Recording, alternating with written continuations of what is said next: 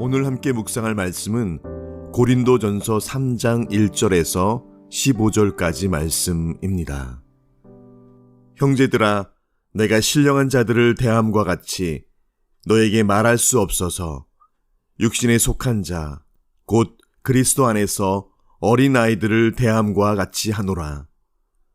내가 너희를 젖으로 먹이고 밥으로 아니하였노니 이는 너희가 감당하지 못하였음이거니와 지금도 못하리라.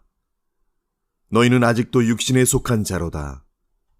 너희 가운데 시기와 분쟁이 있으니 어찌 육신에 속하는 사람을 따라 행함이 아니리요. 어떤 이는 말하되 나는 바울에게라 하고 다른 이는 나는 아볼로에게라 하니 너희가 육의 사람이 아니리요. 그런즉 아볼로는 무엇이며 바울은 무엇이냐? 그들은 주께서 각각 주신 대로 너희로 하여금 믿게 한 사역자들이니라. 나는 심었고 아볼로는 물을 주었으되 오직 하나님께서 자라나게 하셨나니.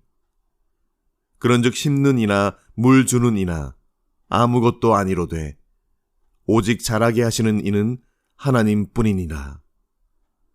심는 이와 물 주는 이는 한 가지이나 각각 자기가 일한 대로 자기의 상을 받으리라. 우리는 하나님의 동역자들이요 너희는 하나님의 밭이요 하나님의 집이니라. 내게 주신 하나님의 은혜를 따라 내가 지혜로운 건축자와 같이 터를 닦아두매 다른 이가 그 위에 세우나 그러나 각각 어떻게 그 위에 세울까를 조심할지니라. 이 닦아둔 것 외에 능히 다른 터를 닦아둘 자가 없으니 이 터는 곧 예수 그리스도라. 만일 누구든지 금이나 은이나 보석이나 나무나 풀이나 짚으로 이 터 위에 세우면 각 사람의 공적이 나타날 터인데 그날이 공적을 밝히리니 이는 불로 나타내고 그 불이 각 사람의 공적이 어떠한 것을 시험할 것임이라.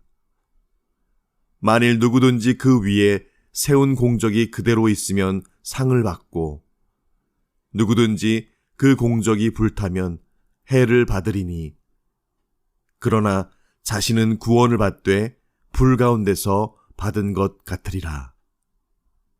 아멘.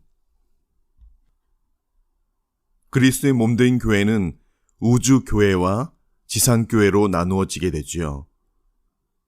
전 인류가 즉 하나님을 믿는 모든 이들이 머리 대신 예수님을 위시로 하여 모두가 한 몸 된 지체입니다. 예수를 믿는 모든 인류가 몸된 교회의 하나의 지체인 우주교회로 존재하게 됩니다. 이와 동시에 우리는 각 지역에 소속된 작은 공동체로서 몸된 교회를 섬기게 되지요. 교회는 영적인 건물입니다. 신자들은 하나의 벽돌처럼 연결되어 벽을 이루고 건물이 되어 지어져 갑니다. 에베소 2장 21절 말씀처럼 성도는 거룩한 하나님의 처소이며 성전입니다. 한 개인도 성전이지만 보편교회도 성도가 연합해서 만든 거룩한 하나님의 성전입니다. 그러나 고린도 교회는 하나님의 성전임에도 거룩한 모습을 갖지 못하였습니다. 그래서 바울은 그들을 육신에 속한 자라고 오늘 그렇게 부르고 있습니다. 성령을 따라 행해야 할 삶이 육신적 삶으로 점철되어 있었기 때문입니다. 육신적 삶의 특징은 시기와 분쟁이죠. 건축물은 벽돌과 벽돌이 연결되어야 하고 담과 기둥이 연합해야 합니다. 그러나 시기와 분쟁은 공동체를 분리하고 무너뜨립니다. 시기는 교만에서 나오고 분쟁은 교만한 무리들이 연합한 결과이지요. 하나 되어 거룩한 교회를 만들어야 하는 고린도 교회가 와해되고 있었던 것을 바울은 지켜보며 그래서 오늘 그렇게 편지하고 있었던 것이죠.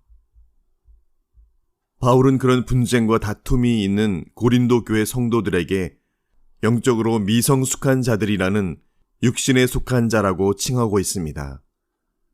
여기서 말하는 육신에 속한 자는 2장 14절에 언급한 육에 속한 사람, 그 의미와는 조금 다릅니다. 2장 14절에 육에 속한 사람은 아예 성령이 없는 사람, 즉 예수 그리스도를 믿지 않는 사람을 의미합니다. 성령의 일들이 어리석게 보여서 알지도 못하고 받아들이지도 않는 사람입니다. 반면에 오늘 본절에서 육신에 속한 자라고 할 때에는 이들은 예수를 믿는 사람들, 성령을 받은 사람들입니다. 그러나 그들의 삶은 성령의 지배를 받는 것 같아 보이지 않습니다.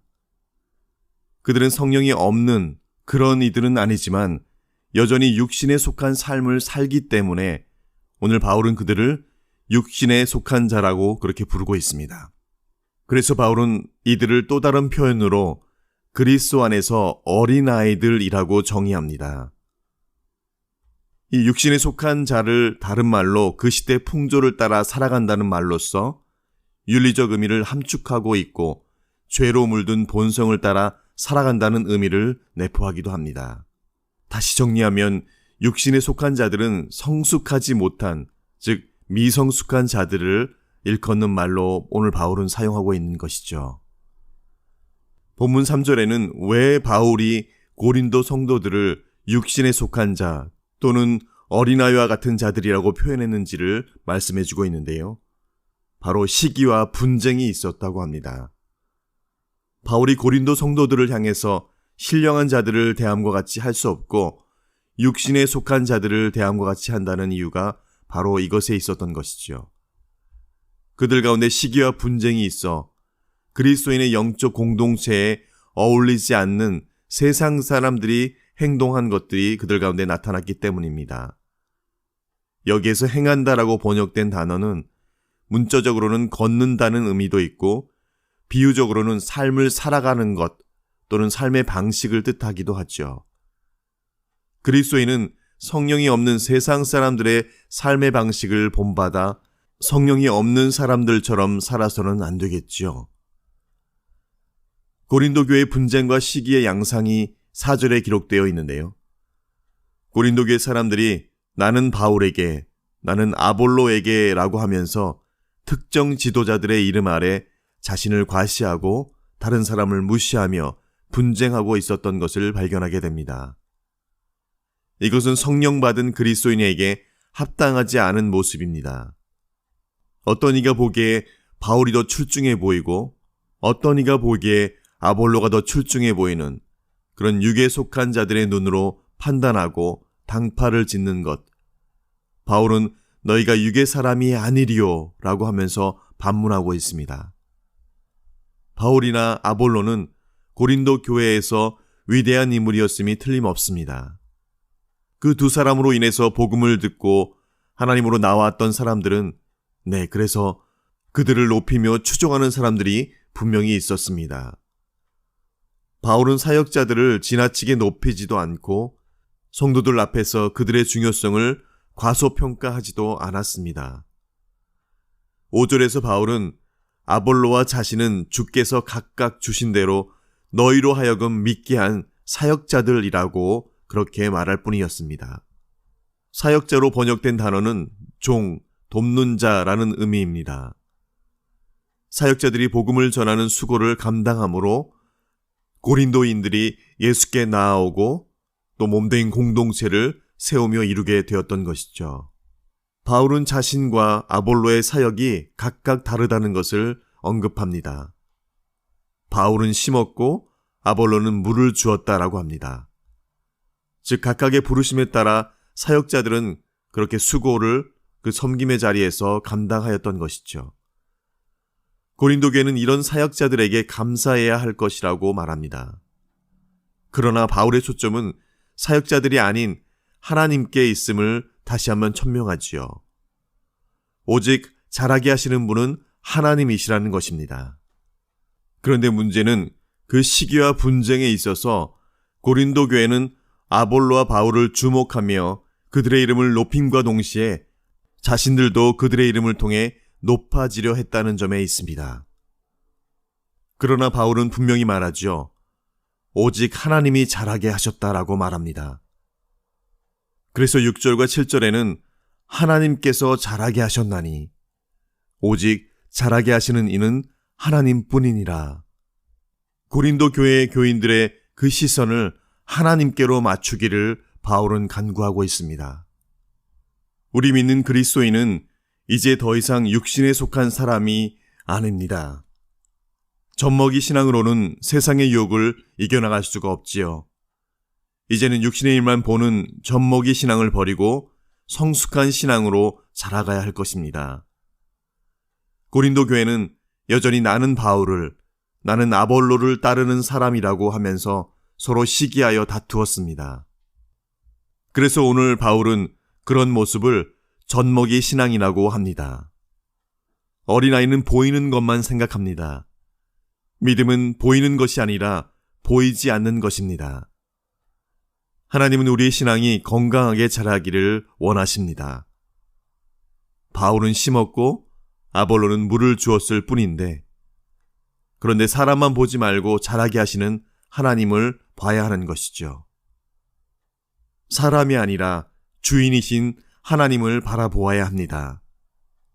과수원의 농부가 나무를 돌보지만 열매를 주시는 분은 하나님입니다. 농부가 아무리 잘 가꾸어도 하나님이 비와 햇빛을 주지 않으면 아무 소용이 없는 것이죠. 믿음으로 진정한 주인이신 하나님을 바라보는 성숙한 신앙인의 자리에 서 있어야 할 것입니다. 하나님을 바라보는 교회는 그래서 그곳에 시기와 질투와 쟁의와 원망과 쓴뿌리가 있을 수 없는 것이죠. 바울은 10절과 15절에 성숙한 그리스도인, 육신에 속한 자, 젖먹이 신앙과는 다른 하나님의 지혜를 가진 자에 대해서 말씀하고 있는데요. 신앙은 그리스도의 터 위에 집을 세우는 것이라고 말합니다. 믿음의 집을 짓기 위해서는 그래서 하나님의 지혜가 필요합니다. 그러나 바울은 고린도 교회의 분쟁이 일어난 원인은 성도들이 사람의 지혜에 사로잡혀 있었기 때문이라고 말합니다. 사람의 지혜로는 믿음의 집을 결단코 지을 수 없습니다. 왜냐하면 사람의 지혜는 변하기 때문입니다. 사람의 지혜는 한계가 있기 때문입니다. 그래서 사도 바울은 말합니다.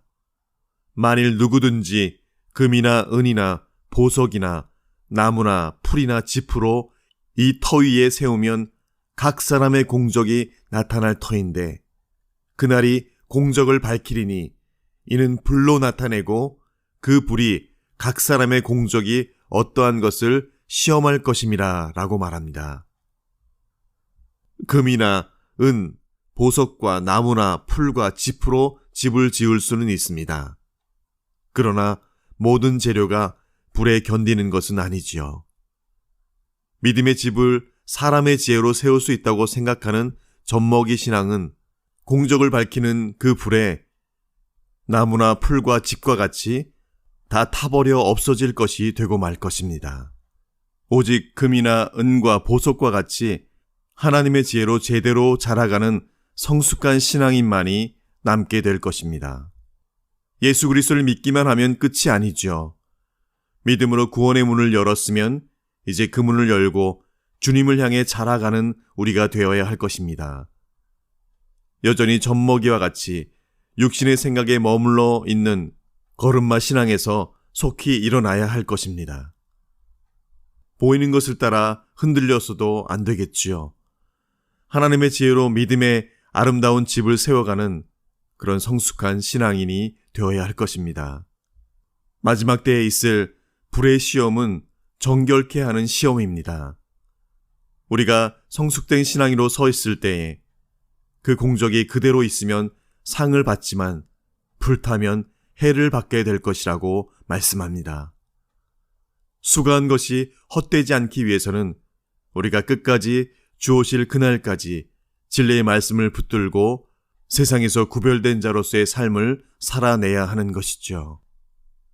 이 땅에서 허락된 한정된 시간을 누군가는 헛된 것으로 채우고 누군가는 귀하고 보배로운 것으로 채우게 됩니다.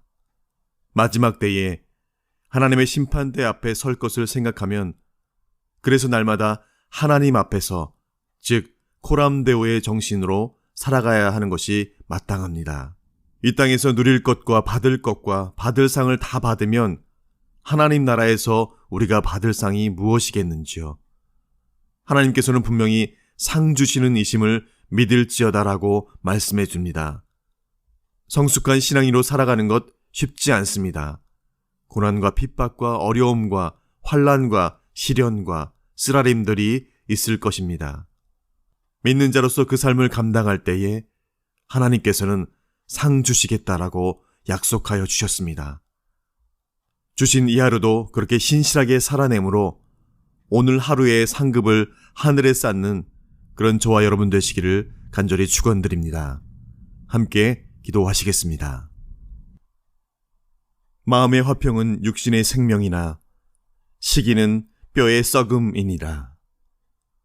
그러므로 우리가 믿음으로 의롭다 하심을 받았으니 우리 주 예수 그리스도로 말미암아 하나님과 화평을 누리자.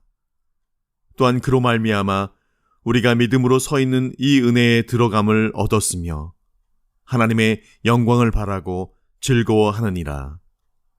다만 이뿐 아니라 우리가 환난 중에도 즐거워하나니 이는 환난은 인내를, 인내는 연단을, 연단은 소망을 이루는 줄 알미로다. 소망이 우리를 부끄럽게 하지 아니함은 우리에게 주신 성령으로 말미암아 하나님의 사랑이 우리 마음에 부은 바 됨이니 믿음이 없이는 기쁘시게 못하나니 하나님께 나아가는 자는 반드시 그가 계신 것과 또한 그가 자기를 찾는 자들에게 상 주시는 이심을 믿어야 할지니라. 아멘. 아버지 하나님, 이 땅에서 인내하고 참아내며 감내하는 신앙인이 때로는 힘없고 연약하여 능력 없고 무기력해 보이지만 오늘 주신 말씀대로 마지막 공적이 나타날 때에 남는 자와 받을 상이 무엇인지를 우리가 알게 하여 주셔서 주님, 오랜 기다림과 소망의 그 자리에서 갈라디아서 말씀처럼 선을 행하되 낙심하지 말지니 피곤하지 아니하면 때가 이름에 거두리라고 하신 대로 오늘도 눈물로 씨를 뿌리는 자로 그날 기쁨으로 단을 거두는 그런 저희 모두가 다 되게 하여 주시옵소서. 주님, 오늘도 사단이 성도들을 밀가부르듯 하는 이 시대에 우리의 영의 눈을 뜨게 하셔서 불평과 원망과 시기와 쟁의와 싸움하는 것들이 우리 안에 있지 않도록 나사렛 예수의 이름으로 선포하며 능히 이김을 얻는 그런 저희 모두가 다 되게 하여 주시옵소서. 주신 이 하루도 눈물로 씨를 뿌리는 자들에게 기쁨의 단을 거두게 하실 내 구주 예수님의 이름으로 기도합니다. 아멘.